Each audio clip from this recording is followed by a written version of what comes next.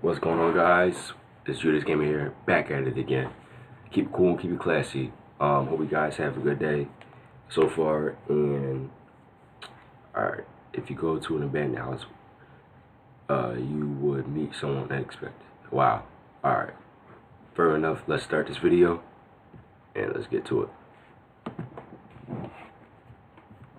When I was about 16, I lived in a small town. Okay. We had this abandoned house in my neighborhood. I already can tell where it's going. You know, just stop exploring stuff. That's all I gotta say. You know, look at that house. Wow.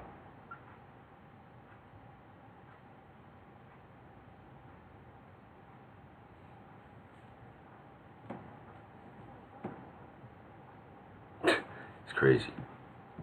But I can already see where it's going. When being too nosy and you just want to be exploring stuff and it's something bad. I mean, I can already see. It was huge, almost big enough to call it a mansion, but it had been an empty house for a while. One day, on the first day of summer vacation, I suggested investigating inside of that house. All of my friends agreed. A few days later, around 7:30 p.m., we snuck into the house. The inside of the house had been burnt pretty badly, which we thought was the reason why the house was abandoned. Everything was kind of cool, but old and countrified. We started to check all of the upstairs and downstairs of the house, even the basement. Wow. Just at that moment, I saw something darting across the room. Wow. I started getting nervous, but then I thought to myself, it might be a squirrel or a raccoon, and brushed away. You should have thought to yourself, it's time for us to leave. That's what you should have thought. It's time for us to go. That's what you should have thought. Not know it must have been a squirrel. Nah, you want an abandoned house. Like, come on now. Better be glad it's not haunted. This is abandoned, but like, still, it gives off some type of vibes when like, even like, you guys know what I'm talking about. Like, nah, you should have thought to yourself, that's when I said that it's time for us to go. But anyway, like I said, yeah, houses that are abandoned and look creepy is more likely to be creepy. Houses that are, you know, if it's rumored to be haunted, more than likely it is haunted. Houses that is not haunted and is not abandoned, but is vacant, which means nobody lives there. Or vacant? Or vacant? No, you know what I mean.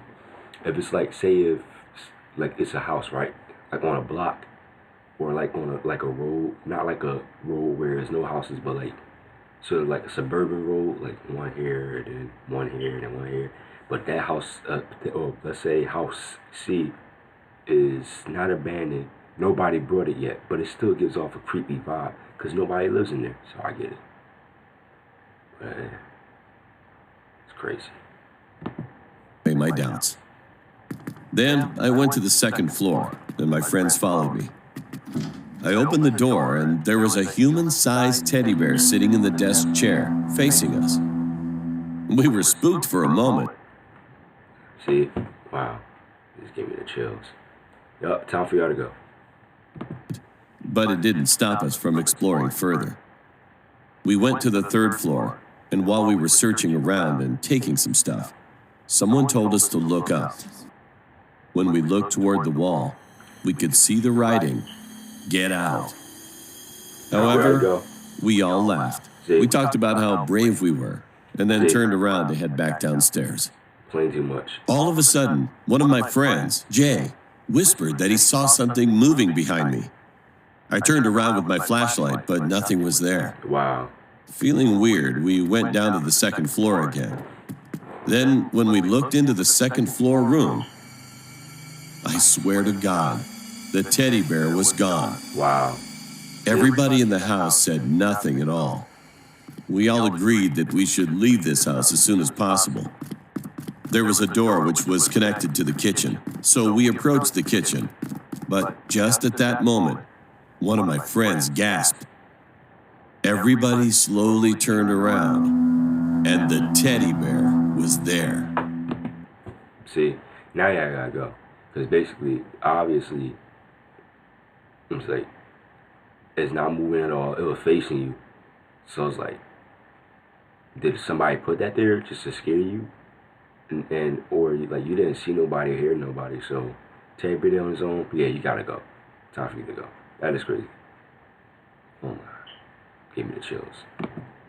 It was sitting at the dinner table looking towards us, and when we raised our heads upwards, we could see the writing on the walls. Get out. Getting caught or not, I wanted to leave. I wanted to be out of there. I ran out of the kitchen, but I couldn't take one step further. There was a man who was standing there. He was blocking our way through the door. He was holding a knife. He seemed like he was almost in his mid-40s. We just stood there, staring at him, without saying anything or screaming. The man was blocking our way, and he took a step forward, staring at us with a big, wide smile. Then one of my fearless friends that found an old hockey stick from one of the rooms stepped in front of me and shouted to him not to come any closer. The man didn't say anything. He took a couple of steps back and slowly crawled into a big hole behind a seat chair in the corner of the room. We couldn't believe what we had just seen. Without any hesitation, we ran for our lives after he disappeared. As soon as we managed to get out, everyone started to run away in a hurry. As I was following them, I turned around and I saw it. The man stood in the window and waved to us, smiling peacefully, like nothing had ever happened. When we finally reached a safe place, far away from that house, we all just stood there thinking that it was the most horrible nightmare we had ever experienced.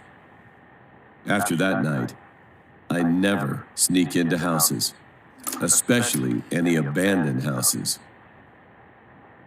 See, you shouldn't have done that in the first place. But I would have lost it if the teddy bear would have been waving too, like the man was waving. The teddy bear was also doing like. I would have lost it. Should have never been doing that in the first place. Anyway, all right. Stay tuned. Keep it cool and classy. Peace out.